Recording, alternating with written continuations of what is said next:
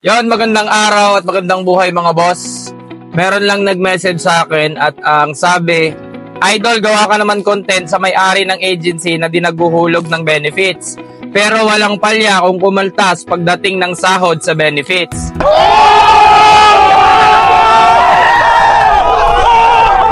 Hindi ko nilalahat at hindi ko lalahatin yung agency o kung ano mang agency yan. Pero, mahiya naman kayo. Karapatan ng mga empleyado nyo yan. Kaya nga sila nagsisipag, nagsusumika, pumasok sa trabaho dahil alam nila sa dulo, yung benepisyo ay mapapakinabangan nila. Huwag nyo namang kukupalin. Huwag naman masyadong maging garapal.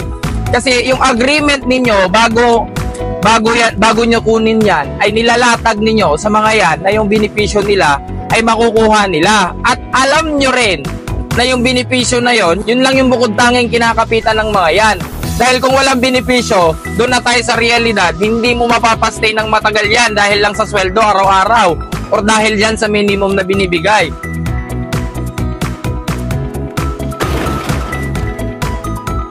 Pero mga boss, maging reasonable naman tayo. Dahil yung benepisyo, kinakaltas yan, kinsenas katapusan, walang palya. Pero bakit namang hindi nyo hinuhulog? Maawa naman kayo doon sa mga tao. Yun na nga lang yung inaasahan ng mga empleyado, binubulsan nyo pa. Seriously, what the fuck are you doing? Pag late, automatic, kaltas. Pero pag maaga ang pasok, automatic, thank you.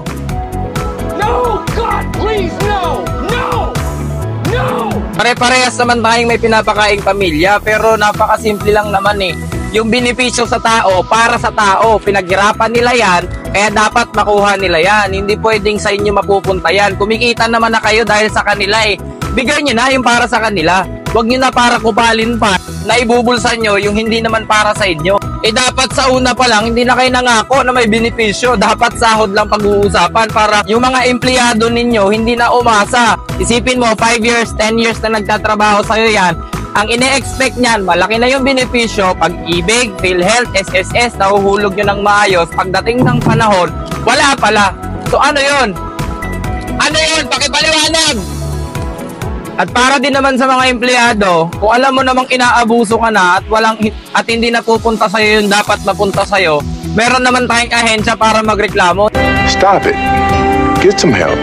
Dapat alam mo din yung karapatan mo bilang tao at empleyado. Kaya dapat matuto kang pumalag. Kasi nga, pag hindi ka pumapalag, ulit-ulitin lang nila sa'yo yan. Lalo na yan, yung mga nanonood na yan, alam kong manonood yan, yung mga agency na yan, hindi ko nila lahat. Kasi hindi naman lahat masama ang gawain. Pero yung mga gumagawa ng panlalamang sa kapwa, ang sarap mong tuktukan!